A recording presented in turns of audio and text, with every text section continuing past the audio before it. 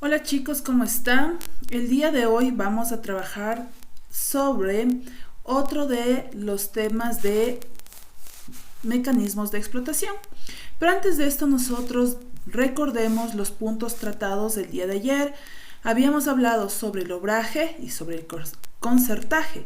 Recuerde que dentro del obraje nosotros habíamos mencionado que es el trabajo textil y que va ligado con otra actividad que vienen a ser los batanes.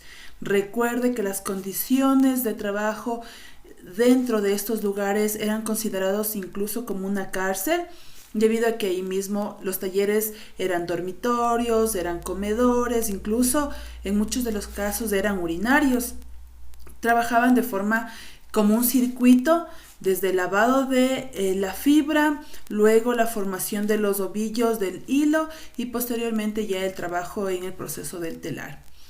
Eso en relación a, perfecto, al obraje. Ahora, el otro mecanismo que hablamos el día de ayer fue sobre el concertaje. Dentro del concertaje nosotros habíamos mencionado que era un convenio que realizaba el indígena con el latifundista, donde él se comprometía a trabajar por toda su vida a cargo o a cambio de un salario, y en muchos de los casos este salario era adquirido con anterioridad, lo que hacía que llegue el indígena a endeudarse. ¿Ok? Pero bueno, dentro de esto, en cada uno de estos mecanismos de explotación, el indígena debía pagar un tributo. Es lo que vamos a hablar el día de hoy.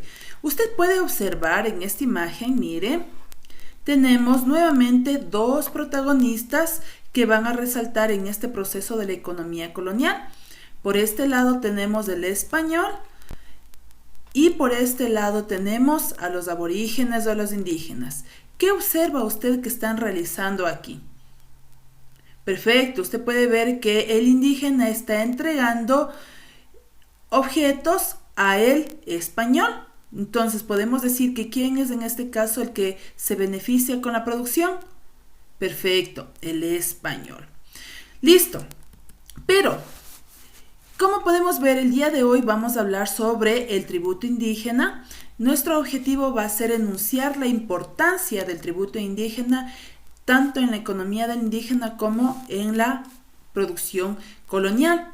¿Pero qué era el tributo?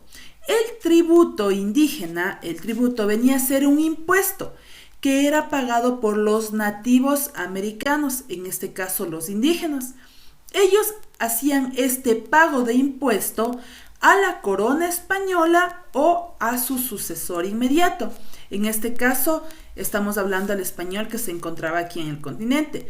Este tributo o este impuesto que pagaban los indígenas inició en el siglo XVI y se llevó a cabo hasta el siglo XIX. Pero ahora, nosotros vamos a ver aquí que existieron dos aspectos de este tributo indígena. Primero, nosotros podemos aquí observar a nuestro indígena. El indígena se convirtió en el vasallo, ¿ok? Ese venía a ser el aspecto jurídico, la condición del indígena. El indígena jurídicamente fue considerado como un vasallo, ¿ok? Y en el aspecto económico, el tributo venía a ser la renta que se pagaba a la corona española, a la real corona, ¿ok? Ahora, este tributo o este impuesto pagado por los indígenas inició ya en la encomienda, cuando después de la producción el indígena pagaba en especie, ¿ok? Dando los productos que cosechaba o a su vez con la mano de obra, ¿ok? Entonces, ojo, esta inició en la encomienda. Posteriormente, este proceso va a ser regulado por el virrey de Toledo. Recuerde que nosotros ya habíamos hablado anteriormente sobre él. ¿Ok? Entonces, el virrey de Toledo es quien se encarga de regular todo este proceso. Pero ahora, este impuesto que era pagado por los indígenas tuvo una cierta categorización. Vamos a poder ver aquí. Tenemos, primero, los tributarios venían a ser, a pesar de que esto, hay que tomar en cuenta que los indígenas incluso pagaban hasta su muerte, e incluso muchas de sus deudas eran heredados por sus sucesores. Pero vamos a ver aquí una categorización que se realizó. Los tributarios eran todos los varones que se encontraban entre los 18 y 50 años, que tenían una buena condición de salud. Primer grupo. Segundo grupo venían a ser los próximos, es decir, los adolescentes que se encontraban próximos, valga la redundancia, a ser tributarios. Los reservados venían a ser los varones que no tributaban por varias razones. Cuando los españoles llegaron acá al continente americano, recuerde que muchos de ellos, como una estrategia de dominio, dieron cierto poder, no quitaron determinado poder a los curacas, a los indígenas que tenían mayor poder, debido a que esa fue una estrategia que ellos utilizaron para seguir conquistando. Entonces, no pagaban impuesto, en este caso, los que eran considerados nobleza. Otra, no pagaban un tributo de acuerdo a la edad, los que eran mayores de 50 años o los que tenían alguna enfermedad. Y el otro grupo eran los niños y las mujeres. Ellos no tributaban, pero sin embargo las mujeres lo hacían en el caso de fallecimiento del esposo. La mujer sí hacía este pago del tributo para que ellos no pierdan esta parcela de tierra que había sido entregada. Pero recuerde que este pago de impuesto en muchos de los casos no se respetó esta categoría debido a que los indígenas vivían pagando o mantenían sus deudas hasta la muerte y, como les mencioné anteriormente, incluso era heredado. Perfecto. Ahora, vamos a ver que este proceso de tributación tuvo varias etapas. La primera, que comenzó cuando se hacía el pago de los impuestos con varios productos, tal cual se hacía en la época prehispánica. Recuerde que cuando nosotros hablamos de la mita, yo le había dicho que los indígenas ayudaban en la construcción de puentes, de templos, etcétera, etcétera, y le había mencionado que era como una especie de tributo, ¿ok? Entonces, comienza con la entrega de productos. Posteriormente, ya no eran solo determinados productos agrícolas, sino ya se exigía el pago con trigo. Recuerde que este fue uno de los productos traídos del continente europeo hacia América, lana e incluso pollos. Podemos ver que estos productos fueron los que habían sido traídos del continente europeo. Finalmente, cuando se dio este proceso, vamos a ver que comienza a aparecer determinada moneda. ¿Ok? Las primeras monedas o estas monedas eran monedas de plata. ¿Ok? Estas monedas tenían dos tipos de calidad. Las que eran consideradas de baja calidad eran aquellas que eran incluso que eran monedas falsificadas. ¿Ok?